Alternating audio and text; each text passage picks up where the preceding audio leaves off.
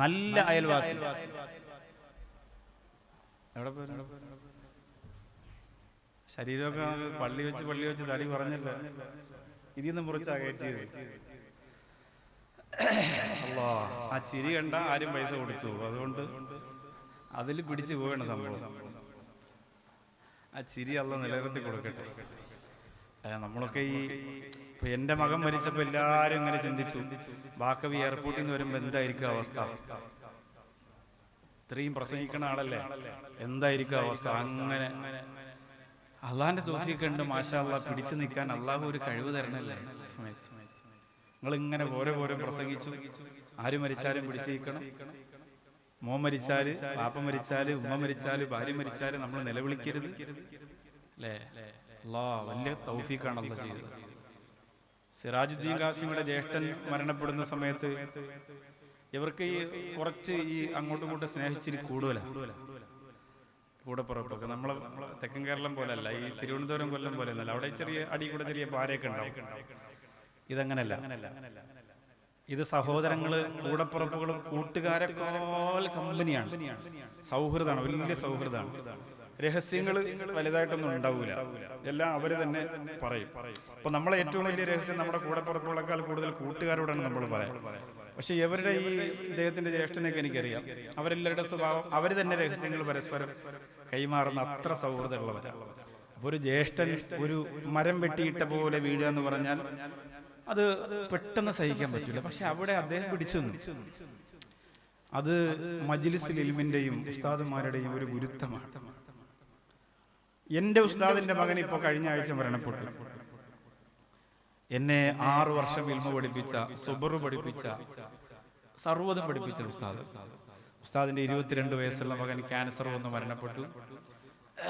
ഞാൻ പ്രസംഗത്തിന് പോകുന്ന അറിഞ്ഞു, അപ്പോഴെ തന്നെ തിരിച്ചു അവിടെ എത്തി. മയ്യത്ത് പള്ളിയിൽ കൊണ്ടുവച്ചു. എന്നോട് പറഞ്ഞു 5 മിനിറ്റ് സംസാരിക്കണം. ഞാൻ 5 മിനിറ്റ് സംസാരിച്ചു. ഉസ്താദ് 10 മിനിറ്റ് സംസാരിച്ചു.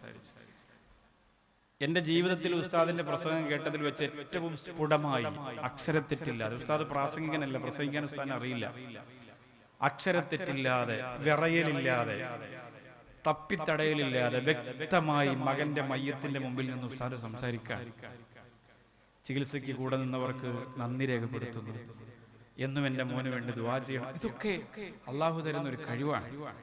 അപ്പൊ അതുകൊണ്ട് ഏത് പ്രതിസന്ധിയിലും ഏത് പ്രയാസത്തിലും ഉസ്താദിന്റെ ചിരി, സ്വബർ, നമ്മുടെ ചിരി, ക്ഷമ നിങ്ങൾക്കും അള്ളാഹു അത് പകർന്നു നൽകട്ടെ എന്ന് ആത്മാർത്ഥമായി ദുആ ചെയ്യാം.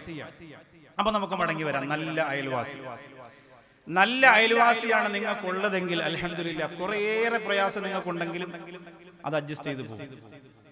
അത് അഡ്ജസ്റ്റ് ചെയ്തു. ഇവിടെ കുറച്ച് അയൽവാസികളുണ്ട്, നല്ല അയൽവാസികളല്ലേ. കുറെ നേരം കൊണ്ട് ഞാൻ പറയണ കയറി അത്ര പോരാ അയൽവാസികൾ. നല്ല അയൽവാസികളാണെങ്കിൽ നമുക്ക് കുറച്ച് പ്രയാസങ്ങൾ ഉണ്ടെങ്കിലും ധൈര്യമായിട്ട് നമുക്ക് എവിടെയും പോവാം. വീടിന്റെ ചാവി അപ്പുറത്ത് വിളിച്ചിട്ട് പത്മിനി അല്ലെങ്കിൽ സുബൈദ, ചാവി ഒന്ന് വെച്ചേരെ, 2 ദിവസം ഞാനിവിടെ കാണൂല, ധൈര്യമായിട്ട് ഏൽപ്പിക്കാം. ഇപ്പൊ നിങ്ങളുടെ വീടിന്റെ അടുത്ത് താമസിക്കുന്നവരെ ചാവി ഏൽപ്പിച്ചുള്ള അവസ്ഥ എന്തായിരിക്കും? അൽഹംദുലില്ലാ, റാഹത്തായിരിക്കും അല്ലേ? അപ്പൊ ഇതുപോലെ വളരെ വിശ്വസ്തരായ, ഒന്നും ഭയപ്പെടേണ്ട, ഒരു കാര്യത്തിലും ആശങ്ക വേണ്ട, അങ്ങനെ ഭയപ്പെടാത്തൊരു അയൽവാസി നിങ്ങൾക്കുണ്ടെങ്കിൽ അള്ളാന്റെ ഹബീബ് നബി മുഹമ്മദ് മുസ്തഫ സല്ലല്ലാഹു അലൈഹി വസല്ലമ തങ്ങൾ പറഞ്ഞത്, അനന്തര സ്വത്ത് മക്കൾക്ക് കൊടുക്കുന്നത് പോലെ ഒരു ഭാഗം അയൽവാസിക്ക് കൂടി കൊടുക്കാൻ അള്ളാന്റെ റസൂല് പറയാണ്. അയൽവാസിക്ക് കൂടി കൊടുക്കാൻ അള്ളാഹ് പറയുമോ എന്ന് ഞാൻ പേടിച്ചുപോയി. അത്രയ്ക്കാണ് അയൽവാസികളുടെ ബന്ധം. ദാടിയുണ്ട്, നിസ്കാരത്തഴമുണ്ട്, വലിയ പായിപ്പാട് പള്ളിയുണ്ട്, സർവ്വതുണ്ട്, തസ്ബി ഉണ്ട്, കയ്യിൽ എണ്ണണതുണ്ട്, ഞെക്കണതുണ്ട്, ഊതണതുണ്ട്, അങ്ങനെയാണ് പുതിയ തസ്ബി, പലതും ഉണ്ട്. അങ്ങനെയൊക്കെയുള്ള തസ്ബി ഉണ്ട്. പക്ഷേ അയൽവാസിയായിട്ട് കട്ടക്കരിപ്പിലാണ്.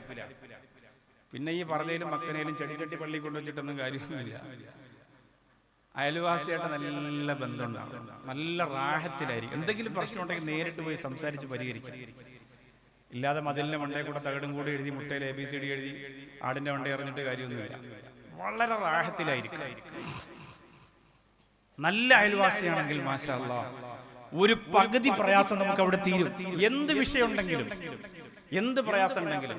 ഇപ്പൊ നമ്മുടെ നാട്ടിലെ അയൽവാസികൾ, നിങ്ങളുടെ പരിസരത്ത് നിങ്ങൾ ആലോചിച്ച് നോക്കൂ, എത്ര കോഴികളെ നിങ്ങൾ കൊന്നു, എത്ര കല്യാണം മുടക്കി, എത്ര പ്രശ്നം ഉണ്ടാക്കി, എത്ര ഫിത്ന ഉണ്ടാക്കി. അയൽവാസിയായ പെണ്ണിനെ ഭർത്താവ് കള്ളുകുടിച്ചുകൊണ്ട് ഇടിക്കുന്നത് കണ്ടാൽ നിങ്ങളുടെ അടുക്കളയിൽ സ്റ്റൂളിട്ട് കയറി ജനലിലൂടെ നോക്കിയിട്ട് താത്ത, പായിപ്പാട്ട താത്ത എന്ന് പറയണ താത്തായ, സന്തോഷം കൊണ്ട് തുള്ളിച്ചാടുന്ന താത്തായ. ഇതെന്താ അയൽവാസിയ? നിസ്കാരത്തഴമ്പ് 4 ഉംറ, സിറാജുദ്ദീൻ ഖാസിമിന്റെ കൂടെ 4 ഉംറ ചെയ്തു ഉസ്താദെ ഞാൻ. ഒരു കാര്യമില്ല, ജനലിലൂടെ നോക്കിയിട്ട് ഇതാ പരിപാടി. അപ്പുറത്ത് താത്ത കിടി കിട്ടുമ്പോൾ അവർക്ക് സങ്കടം ഉണ്ടാകുമ്പോൾ നമുക്ക് സങ്കടം, അവർക്ക് വേദന ഉണ്ടാകുമ്പോൾ നമുക്കും വേദന. അവർ ഹാപ്പി ആണെങ്കിൽ നമ്മൾ വലിയ സന്തോഷം. എല്ലാ പ്രയാസത്തിലും എല്ലാ പ്രതിസന്ധിയിലും കൂടെ നിൽക്കുന്ന ഒരു അയൽവാസി അല്ലാഹുവിന്റെ റസൂൽ നബി മുഹമ്മദ് മുസ്തഫ സല്ലല്ലാഹു അലൈഹി വസല്ലമ തങ്ങൾ പറയാണ്, ഒന്നാമത്തെ കാര്യം നല്ല അയൽവാസിയാവുക എന്നതാണ്. അബൂബക്കർ സിദ്ദീഖ് റളിയല്ലാഹു അൻഹു, ഉമർ ഇബ്നുൽ ഖത്താബ് റളിയല്ലാഹു അൻഹു ഇസ്ലാമിന്റെ സുന്ദരമായ രൂപഭാവങ്ങളെ ഹൃദയത്തിലേക്ക് ആവാഹിച്ചെടുത്തതിനു ശേഷം അല്ലാഹുവേ, അവരെ പരിസരവാസികൾക്ക് കിട്ടിയിരുന്ന സ്നേഹത്തിന് കണക്കുണ്ടോ? അവർ കൊടുത്തിരുന്ന സൽസ്വഭാവത്തിന്റെ നറുമണത്തിന്റെ പെരുമഴക്കാലങ്ങളുടെ കണക്കുകൾ, കഥകളെ പറഞ്ഞാ തീരുവോ, എഴുതിയാ തീരുവോ, പാടിയാ തീരുവോ? അതുകൊണ്ട് ഒന്നാമത്തെ അതാണ്. രണ്ടാമത്തത് അല്ലാഹുവിന്റെ റസൂൽ നബി മുഹമ്മദ് മുസ്തഫ സ്വല്ലല്ലാഹു അലൈഹി വസല്ലമ തങ്ങൾ പറയാണ്, അൽ മർഅത്തു സ്വാലിഹാ, സ്വാലിഹത്തായ ഭാര്യ ഉണ്ടാവുക എന്നതാണ്. പള്ളിയുണ്ട്, കച്ചവടമുണ്ട്, ബിസിനസ് ഉണ്ട്, നല്ല അയൽവാസികളാണ്, അൽഹംദുലില്ലാഹ്, ഒരു പ്രശ്നവുമില്ല. പക്ഷേ പായിപ്പാട്ട് ജോലി കഴിഞ്ഞ് രാത്രി ഒരു 8 മണിയാകുമ്പോ വീട്ടിലേക്ക് പോകാൻ പേടിയാണ്. വീട്ടിലേക്ക് പോകാൻ പേടിയാ. കാരണം എന്താ? വീട്ടിലേക്ക് പോയാൽ അവിടെ ഒരു മുറൈ വന്ന് പാർത്തായ ഒന്നാമത്തെ സഫിൽ നിൽക്കുന്നുണ്ടാവും, ഫ്രണ്ട് ഡോറിന്റെ അടുത്ത്. അപ്പൊ അത് സഹിക്കാൻ പറ്റില്ല. അതുകൊണ്ട് പായിപ്പാട്ട് പള്ളിയിൽ തന്നെ ഉസ്താദിന് കൊണ്ടുവരണ ഭക്ഷണം. ഞാൻ ഇവിടുത്തെ അസിസ്റ്റന്റ് ഉസ്താദിനെ കണ്ടപ്പോൾ, അദ്ദേഹത്തെ കണ്ടപ്പോൾ തന്നെ ചോദിച്ചു, ഇവിടുന്ന് ഫുഡ് ഹോട്ടലിൽ നിന്നാണോ വീട്ടിൽ നിന്നാണോ? പത്തനാപുരത്തുകാരൻ സിറാജുദ്ദീൻ ഖാസിമി കൊണ്ടുവന്നതാണ്, നല്ല വളക്കൂറുള്ള മണ്ണ വാളി, അവിടെ ജോലി ചെയ്യാന്ന് പറഞ്ഞ് ഇവിടെ നിന്ന് പൊക്കിയെടുത്ത് ഇവിടെ കൊണ്ടാക്കി. അപ്പൊ എന്റെ പറഞ്ഞു വീടുകളിൽ നിന്ന് ഭക്ഷണം ഉണ്ടെന്ന് പറഞ്ഞപ്പോൾ തന്നെ വലിയ സന്തോഷം. കാരണം ഇപ്പൊ ഇല്ല, ഇപ്പൊ എല്ലാം ഹോട്ടലിൽ നിന്നാണ്. എവിടുന്ന ഉസ്താദെ ഭക്ഷണം? ഇന്ന് ബിസ്മി ഹോട്ടലിൽ നിന്നാണ്, നാളെ മദീന ഹോട്ടലിൽ നിന്ന്, മറ്റൊന്ന് മക്ക ഹോട്ടലിൽ നിന്ന്. അങ്ങനെയാണ് ഇപ്പൊ ഹോട്ടലിന്റെ പേരൊക്കെ ഇപ്പൊ അതൊക്കെയാണ്. അപ്പൊ അങ്ങനെ വീടുകളിൽ നിന്നാണെന്ന് അറിഞ്ഞപ്പോ തന്നെ വലിയ സന്തോഷം ഉണ്ടായി. അൽഹംദുലില്ലാഹ്, ഈ സ്നേഹവും പള്ളിയോടും ആലിമീങ്ങളോടും ഒക്കെയുള്ള ഈ സ്നേഹവും ഈ ബന്ധവും അള്ളാഹു നിലനിർത്തി തരട്ടെ. എല്ലാം റാഹത്താണ്. പക്ഷെ വീട്ടിൽ ചെല്ലുമ്പോ പ്രശ്നമാണെങ്കിൽ വീട്ടിൽ ചെല്ലുമ്പോൾ നിങ്ങൾക്ക് സോലിഹത്തായ ഭാര്യയല്ലെങ്കിൽ നിങ്ങളുടെ ജീവിതത്തിന്റെ 75% മനസ്സമാധാനം ഉണ്ടാവില്ല, സ്വസ്ഥതയുണ്ടാവില്ല, ആകെ ബേജാറും ടെൻഷനും. ഏതൊക്കെ രീതിയിൽ എന്തൊക്കെ ചെയ്തു എന്ന് പറഞ്ഞിട്ട് മുഖത്ത് ആ വെളിച്ചുണ്ടാവില്ല. സോലിഹത്തായ ഭാര്യയാണെങ്കിൽ അൽഹംദുലില്ലാഹ്,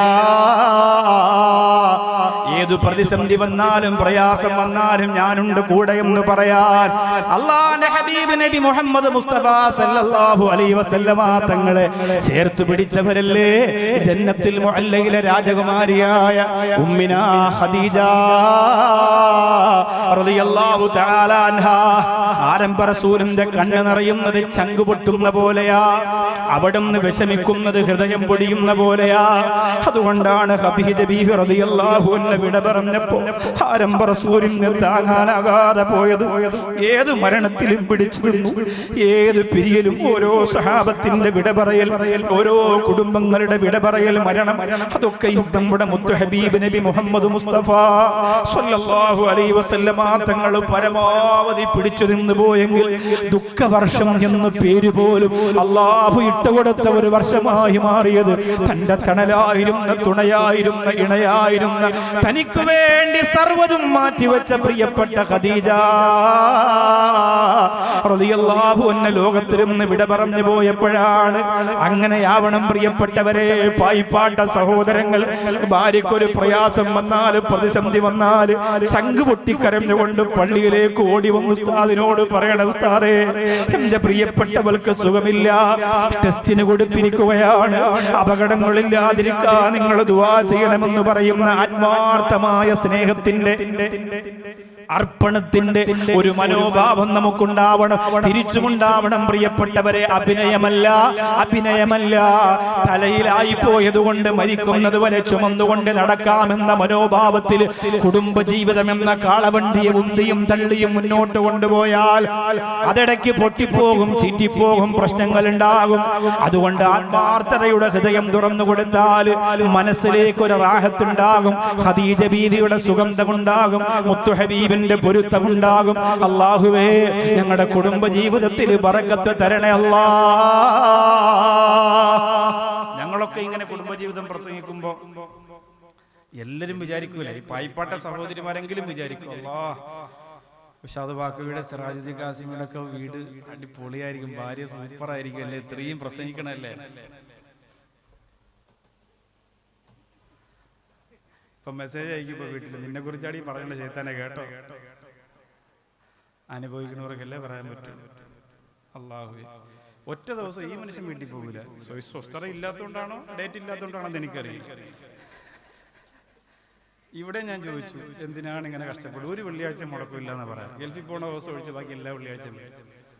അപ്പൊ എനിക്ക് മനസ്സിലായി, എന്തോ വലിയ സ്നേഹമാണെങ്കിൽ പറയൂലേ, ഇന്ന് പോണ്ടേക്കാ, ഇങ്ങനെ ആക്കിയാൽ അപ്പൊ പോലെ ഏത് കാശ്മീരാണെങ്കിലും അവിടെ വണ്ടി സ്റ്റോപ്പ് ചെയ്ത് അവിടെ ഇടും. ഇന്ന് ഏത് പള്ളി, വായ്പാട് പള്ളി അല്ലെങ്കിലും അതിനേക്കാളും വലിയ പള്ളിയാണെങ്കിൽ ഞാൻ പോകില്ലെന്ന് പറഞ്ഞു. അങ്ങനെ പറയണ്ടേ, എന്നാലേ അവിടെ നിൽക്കുള്ളൂ. ഞാൻ പോവാണ്, പോയി ഒരു 2 മാസം കഴിഞ്ഞ് വന്നാലും എനിക്ക് കുഴപ്പമില്ല, ഫുള്ള് ഡേറ്റ. അതാ പ്രശ്നം. അപ്പൊ വീട്ടിൽ നിൽക്കണം.